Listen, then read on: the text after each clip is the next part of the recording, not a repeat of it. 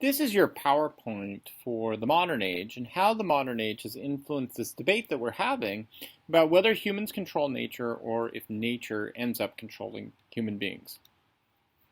So it seems kind of obvious on the surface that humans control nature, and the reason why we tend to assume that is due to the Industrial Revolution. So the Industrial Revolution basically takes off in the 1700s, and the reason why it takes off is due to the country where it starts with, and that is Great Britain.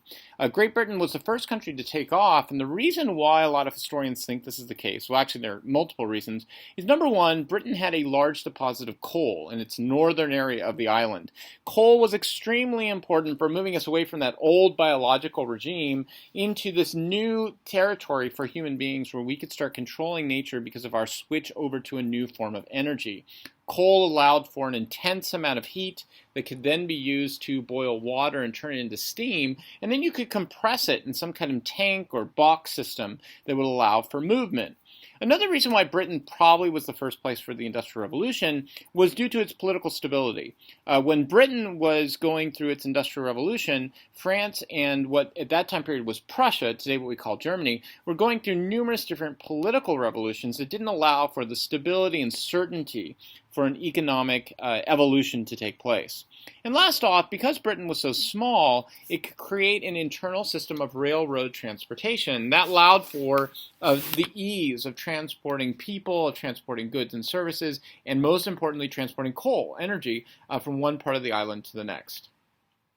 So some of the positive points that come out of the Industrial Revolution, for one thing, England moved people into urban centers, or what we call the process of urbanization. Now, whenever we think of the Industrial Revolution, you can just imagine like all the pictures you've seen or all the things you've heard about how horrible the Industrial Revolution was, and that's because if you take a look at the pictures, it does appear that way.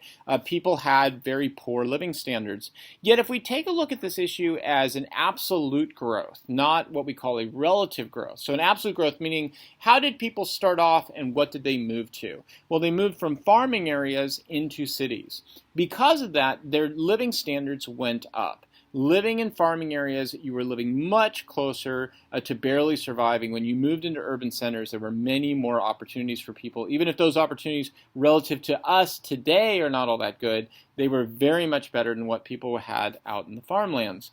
It also allowed for the land to be used for the mass production of crops, which meant you had a huge surplus of food, which allowed the population to grow.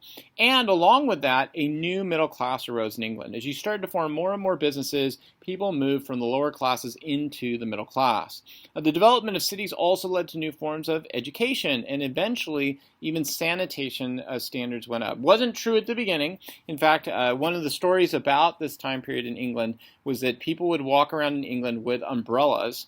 You might be wondering, okay, it's England, maybe because it's overcast, right? No, they walked around with umbrellas because as they walked on the streets, people would have to take their feces and their urine and literally pour it out through buckets from windows, and so people oftentimes would carry umbrellas just to protect themselves from that. But eventually what happened was as people moved into these cities, sanitation systems were created. So cities evolved. They evolved from areas where we tend to think of these horrible things happening into forms of new education, forms of new sanitation. But at the same time, like with anything else, there were negative effects of the Industrial Revolution as well. For one thing, we talked about how there was an increase in absolute growth, but there was also an increase in what we call relative poverty, meaning inequality. As people moved into the cities, while people's lives got better than what they had had in the farmlands, we started to see an inequality between the working class and those who are wealthy, and so that's known as relative poverty, meaning that relative to another group of people, people who were poor grew in poverty. Male workers at this time period worked about 19 hours per day, and they worked 6 days a week. And during that time period, only earned $6 on that week. Children earned about half, actually about one-third that amount, $1.50 per week. And one of the problems for children is oftentimes they work in incredibly dangerous jobs. For example, they worked in coal mines. Now, why were they working in these dangerous jobs? Well, because they were small. And so it was possible to get children into places that adults couldn't get in order to be able to get work done. And one of these examples are coal mines. Children would go into these areas that had been cut out of hills. in order to chip away at the sides of mountains in order to get coal. And because of that, because they were in these confined spaces, they would get something called black lung disease. You get enough dust in these confined areas and it didn't escape very well, so it got into these children's lungs. And if you worked in these areas long enough, the dust that would get into your lungs you could not remove, and so a lot of times children would just die over a 2 to 3 year period. It's literally they were being suffocated from within. Also, because of the mass amount of production that was taking place in cities, there was a growth in pollution as the pollution destroyed water and air quality. This led then to one of the thinkers of this time period, a man named Thomas Malthus. And Malthus observed what was happening, and he argued that there was a problem that was happening that was only going to grow worse. And the argument that he had was population and food supplies would grow at divergent rates, meaning food was going to grow arithmetically, but population would grow geometrically. And this was going to happen because of the original food surplus that the Industrial Revolution created. So what this means is that food would grow at a pretty steady rate, but population would grow much quicker. And when that happens, what would end up happening is population would outgrow that of food, and you would end up having massive famines take place and then wars over food. Thomas Malthus ended up being incorrect for his time period, and we kind of know this clearly through the outgrowth of new technologies. What ended up happening was new technologies created such a vast amount of food surplus that we were able to see enough food created for enough population. But also there's another pattern that takes place as well that proved Thomas Malthus to be wrong. When people lived out in the farmlands, they tended to have a lot of children. In fact, the average amount of children that most families had was somewhere between 8 to 12 children. Now, there were a lot of children who would die off at childbirth because of this, but you would still end up having very large families. But as families moved into cities, this was no longer needed. Families found, number one, they didn't need the children for as much work, and number two, costs went up, and so there wasn't as much of an ability for families to pay for children. We're seeing this pattern continue today. As people move, even in traditional areas, from farmlands into cities, you see smaller and smaller rates of children being born. So Malthus ends up being incorrect overall. And notice carefully that Malthus was making the argument, nature controls humans. And here the Industrial Revolution was switching that around. Humans were now controlling nature. We see another thing that happens at this time period too, due to the Industrial Revolution, in which it appears that human beings are now controlling nature, and that's what happens with the change in medicine. So medicine traditionally had been based upon what's called the fluids theory. Basically, up until the 1800s, you never wanted to call a doctor in order to solve a problem. In fact, if somebody called a doctor for you, you'd almost want to react to, did you want to kill me? And the reason was this: medicine operated under what's called the fluids theory. The fluids theory taught that sickness was due to an imbalance in the 4 fluids: blood, phlegm, black bile, and yellow bile. The idea would be this: if you got sick, medicine taught at that time period that somehow your fluids were under imbalance, and the best way to deal with that would be to allow some of these fluids to be taken out. So a doctor would come over, and the doctor would basically slit some type of cut within your wrists in order to get the fluids out. Now you can imagine there are 2 problems here. Number one, this doesn't solve the problem for most diseases. So you're actually continuing the disease. But number two, by releasing these fluids, you're actually dehydrating the patient. So this is making the problem even worse. Now, the Industrial Revolution led to the development of professionalized science, and science eventually discovered what we operate under today with medicine called germ theory. And under germ theory, the idea is that there are good germs and there are bad germs. And the way that we try to fight diseases is to make things sanitary within hospitals, and we also try to find out what are the bad germs, and we try to fight them. This worked really well. Science proved that this worked. And when that happened, medical science and science itself gained a huge amount of credibility. And what we've seen in the last century is a dramatic increase in life expectancy and therefore the creation of professionalized medicine. Along with this, we also see a change in energy. So remember, the old biological regime was dependent upon nature through water, wind, and fire. In the first Industrial Revolution, we switched to coal. Coal allowed for an intense amount of heat. Then there was a second Industrial Revolution in the 1800s that switched us into fossil fuels and electricity. After World War II, we took another leap forward with the creation of nuclear energy as a way to manipulate nature. Now notice what's happening here. The change was that human beings seemed to eventually have been able to overcome the old biological regime, the old dependency upon nature itself. And it looked like human beings were now controlling nature. And this was seen in food production as well with the Green Revolution. So in the 20th century, Norman Borlaug saw the possibility that Malthus could be correct on population if food ratios remain the same in the world as they were. Maybe not in the developed world where we started to see the Industrial Revolution, but maybe in the developing world, so in places like Africa and Latin America and Asia.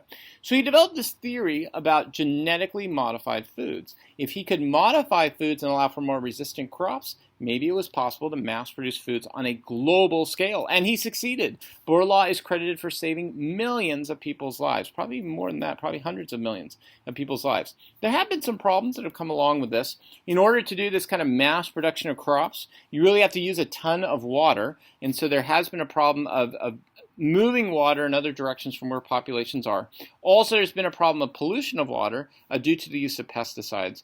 But overall, most people look to Norman Borlaug and really seen him as having some problems in his theory. In fact, Norman Borlaug himself saw problems in this theory.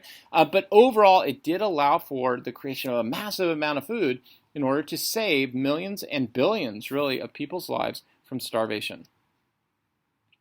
So far, it looks like human beings have finally been able to control nature. But there is an alternative argument to this whole issue, and it has to do with the rise of the question of how much damage we're doing to the environment. So there are three different groups that have made arguments on this: conservationists, preservationists, and environmentalists. Conservationists arose in the late 1800s and early 1900s, and in many ways, they're not completely on one side of the argument or the other. Conservationists in the 1900s wanted to conserve natural resources for use in the future. So in many ways, conservationists would agree. We control nature. We just need to be careful in how we use it so that we can have it in the future. Then there's the opposite side of the argument, preservationists. Preservationists are best represented by John Muir. He argued that nature had its own inherent value, and so it should not be exploited. What John Muir argued was sort of along these lines. John Muir asked at one point, what if you're walking in the woods one day and you see a beautiful flower? Does that flower have beauty because you saw it? Or did you stumble upon that beauty? Now, that might seem like, well, okay, that's kind of a crazy question. Who cares, right? But think about how you answer that question. If you answer that that flower has beauty, whether or not you ever stumble upon it, you agree that nature has inherent value. In other words, we can't control nature. Nature has some type of inherent value to itself. For preservationists, if you agree with that, there's a conclusion you have to accept. The conclusion is nature cannot be exploited. And that gets us to the environmentalists of today. Environmentalists arose basically in the 1960s, and they argued, look, not only does nature have its own value, like beauty, but John Muir was also correct in another area. Nature has a relationship, even with us, that must be protected, and that is what we call an ecological relationship. So that brings up this movement of environmentalism. And environmentalism has a lot of branches to it. A lot of times people get confused by it. Environmentalism arose really from a woman named Rachel Carson. She wrote a book in 1962 called The Silent Spring. And the reason why it was called The Silent Spring was this. She noticed that there were a lot of eagles whose eaglet eggs were not hatching. And she claimed that there was a problem. And the problem was this. Human beings had created a really great type of pesticide that was used to destroy insects that were oftentimes eating up crops. And it was called DDT. Okay? But she made the argument that DDT, and we know this is true, DDT is highly carcinogenic. That's how it works. The DDT pesticide kills insects because it's highly carcinogenic. She made the argument that here's the problem. If you use pesticides on plants, it kills insects. Sounds really good, right? But here's the problem. An herbivore is going to come along, and the herbivore is going to eat these insects or eat these plants. And then that herbivore is going to be eaten by a predator. And eventually the predator is eaten by a human being. And she made the claim that what happens is that carcinogenic material never disappears. In fact, it radiates from one group to the next until it is transferred up to human beings. In other words, we are in an ecological relationship with nature. We don't stand above nature, we stand within it. Now think about why that's so important. That's making the argument that human beings are not in control of nature. We have the illusion that we are, but in actuality, our relationship, our things that we do in nature come back to haunt us. And that brings up this idea of ecology. Ecology was seen as a group of natural relationships, that we are interconnected. Human beings are not separate. We are not unique. We are within nature. And the only solution then to that is that we have to live in a sustainable relationship with nature. Now, if you accept that conclusion, you cannot make the argument that we control nature. You have to make the argument that we are interdependent with nature. And because of that, environmentalists have a critique on industrialism. Environmentalists argue that the problem with the Industrial Revolution is that it manipulates nature. For them, they basically believe that the Industrial Revolution attacks the inherent value of nature and it creates massive negative effects on these ecological relationships. Of course, the biggest one that we know of today that everybody's debating about is the creation of CO2, trapping heat in the atmosphere and creating global warming. And if you think about it, this is extremely important. If you buy into the global warming argument, you have to come to the conclusion. If you believe, number one, that the Earth is heating, and number two, that we are causing it, then you have to come down on the argument that we do not control nature, we are interdependent with it. Because that means that all the things that we have done to create all the great luxuries that we enjoy have created this massive negative effect in which we are basically heating up the Earth and possibly destroying the very thing that gives us the foundation to do the things that we are doing. Now, some environmentalists actually even go further than this. There are some environmentalists on the more radical end of the environmentalist movement, and I don't mean that in a negative way. I don't mean to say that just because they're radical that's bad. Radicals just mean that they take a position in which they try to uproot the basic foundations of the way society looks today. Some environmentalists argue that actually our problem goes back to monotheistic religion itself. If you think about it, what does monotheism teach? Well, it teaches that man was created in God's image and can manipulate and control nature. For environmentalists, then, they would argue that monotheism, going into the Industrial Revolution, has taught human beings that we are above nature and we can control it. And because of that, they would argue we ought to return to a hunter-gatherer model. However, you really don't have to buy into that as an environmentalist. I mean, just this last summer, we saw the Pope come out with a major encyclical in which he defended monotheism and argued at the same time that you can be an environmentalist and a monotheist at the same time. In fact, he made the argument in his encyclical that the two have to go together. If you are a monotheist, you must be what's called a steward of nature. And this is the way most environmentalists actually feel today, the vast majority. They would point not that we have to go back to a hunter-gatherer model, not that we have to criticize monotheism, but rather we need to find alternatives to this idea that we control nature, that rather within our industrialization we need to find more sustainable relationships.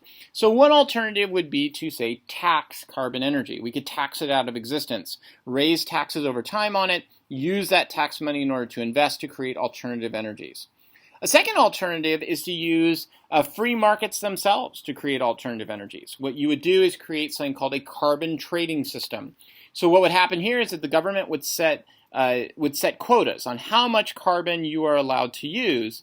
And if you don't go above that, you could actually sell your carbon rights to other companies. So this actually creates sort of a market of carbon creation, but within a limited amount. So what do you do with that extra profit you gain by selling off carbon? Well, you could use it to invest in alternative energies.